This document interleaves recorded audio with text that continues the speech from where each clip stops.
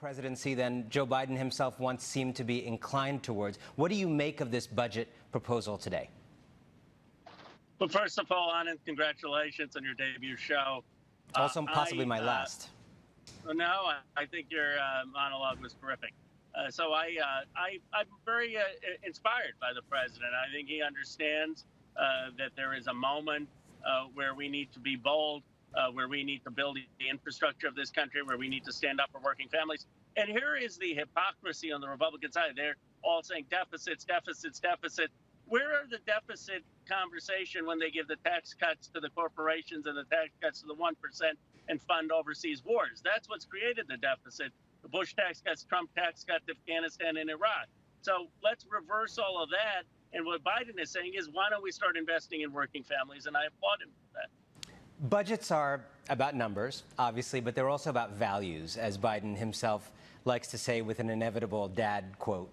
So I want to ask you to read his budget philosophically. It seems to my eye to represent some ascendant themes in the Democratic Party consensus. One, that deficit spending is not only fine, but to be embraced for the right reasons.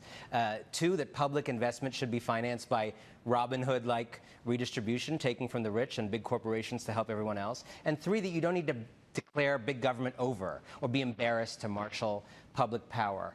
Do you see a shift in the party and in the center of the party reflected in these ideas? I do. I think you're right to say, first of all, that government can make a difference in people's lives. And the president showed that to be a fact with his response to the pandemic. I mean, the fact that it's May and we are so far along in vaccination is a credit to his administration. Look, CVS and Walgreens tried it. They failed. It's FEMA and the federal government that set up these sites that actually led to the vaccination. So first, he's helping restore faith in government. Second, he's saying that in an economy where my district in Silicon Valley can have companies with a market cap of $10 trillion, $10 trillion, it went up 37% with the digitization, that they can pay more tax, that the billionaires and millionaires and corporations can pay more tax so that working families can have a shot in this country with the trends of globalization and the digital revolution. And third, what he's saying is the deficits are being run up by irresponsible Republican policies, and we're not going to come into office and ignore the plight of the working class. If you want to get serious about deficits, raise taxes on the ultra-rich, stop the overseas wars. You know, and by the way, we need to do some deficit spending to get you a slightly bigger office than the one you're joining us from right now. It was a storm. It was a storm. And I said, I cannot miss Anand Giridhara's debut show. So I pulled over, didn't get to the Capitol, and I said, rain or shine, but there's lightning and a storm outside. I appreciate that. So today, the Senate, as you know, voted on the January 6th commission. I am not a math genius, but 35 somehow turned out to be a larger number of votes than 54, if only in the zip code of the Capitol building. What is at stake for this country if investigating a fascist insurrection against the peaceful transfer of power is beyond the possibility of agreement merely to investigate?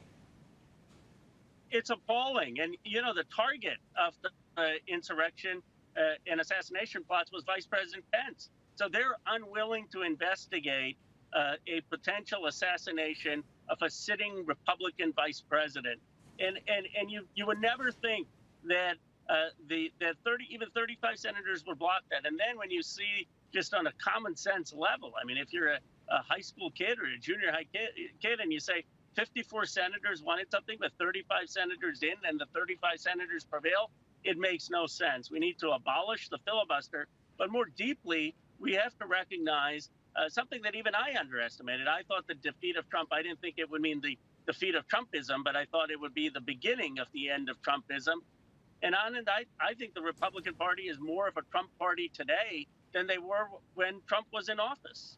I want to ask you about the kind of trade-off and tension between policies of the kind we're talking about in this budget and the underlying reform of a political system that seems in real grave, if not existential danger. How much do Biden's plans, which you like, for roads and schools and waterways matter, frankly, if American democracy, the operating system that would produce such policies, is failing right before our eyes? Do you think there's a chance in retrospect people will actually think we were foolish to be talking about worthy things like community college access when we were possibly a couple of years away from not having free and fair elections anymore?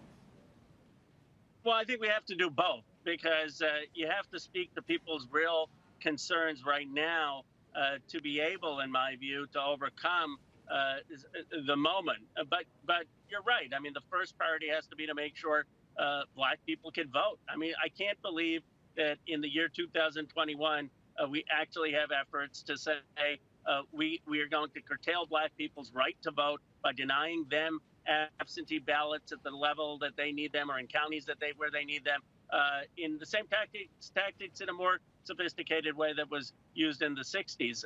We need to make sure that we're investigating people who are trying to subvert the democratic process. So I think those are the highest priorities, but I don't think you can do that to the exclusion of still trying to deliver for people who are struggling. I want to ask you about courage. Is there any scenario in which you see Democrats who've kind of done a lot of flirtation and teasing about eliminating the filibuster?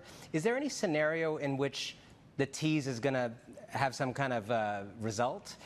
Because there keeps being some kind of, well, when we get to that crisis, or when we get to that impasse, or when we ripen the issue a little bit, or when but it seems like maybe some of the things we're talking about already are worthy of, let's say, the president spending his capital, barnstorming this country, leaning on people like Joe Manchin. Do you think the moment has come for President Biden to make filibuster reform and other things like it more front and center? Yes, absolutely. And look, you and I believe that we should eliminate the filibuster, but there is something more practical that could be achieved, and that is to remind people that there are plenty of exceptions to the filibuster.